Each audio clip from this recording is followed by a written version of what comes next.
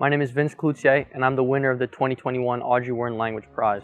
In the spring of 2021, I came to Future Design School with an idea.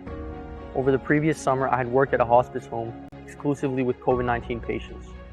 And quickly, I noticed that one of our residents felt very frustrated and had difficulty expressing himself, which only resulted in further anguish.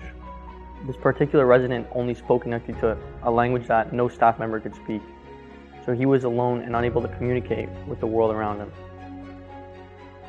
Frequently, this meant he was very uncomfortable, resulting in a significant reduction in his quality of life.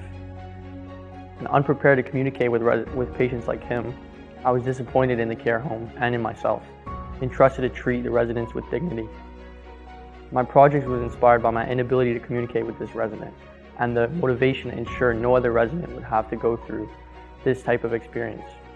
When I saw the application for the Audrey Prize, I knew that this could be an opportunity to make a difference. So I set out to solve the lack of dignity in end-of-life care for Indigenous patients. I felt that the challenge was caused mainly by the language barrier between Indigenous patients and staff. So I applied to the Audrey Wearn Language Prize because I felt that having the support and the name of Future Design School behind me would help me to get my foot in the door with hospice homes and Indigenous translators. Since then, I've designed and deployed a web-based language system that focuses on end-of-life care for Indigenous patients. I've worked with an array of Indigenous language translators to be able to provide translation services to hospice homes for 3 traditional Indigenous languages: Mohawk, Ojibwe, and Inuktitut.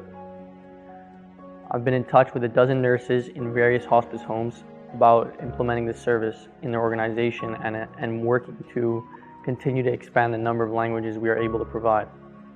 And I really hope that eventually I can help achieve frictionless communication between older Indigenous patients and staff at all levels of the medical system.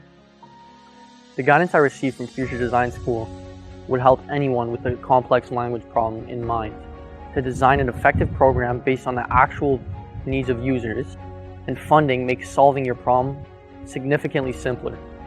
More importantly, however, is the precious insight I've received about approaching and deploying a solution to such a complex challenge. As a Montrealer, dealing with French and English has been a core part of my identity throughout my whole life, and this perspective has shown me just how crucial it is to support an increasing number of linguistic cultures in an ever-diversifying Canada, as it allows us to be more inclusive. And I found that this was equally important in hospice, where upholding inclusivity by solving a language problem increases the effectiveness of our care. For me, a language problem is fundamentally just a communication problem. So reframing your problem in this fashion opens up an entirely new approach because it becomes evident that it's not necessary to teach people a language. It's just about providing them the tools to communicate. My name is Vince, and I encourage you to apply to the Audrey Wearn Language Prize to help your community raise their voice.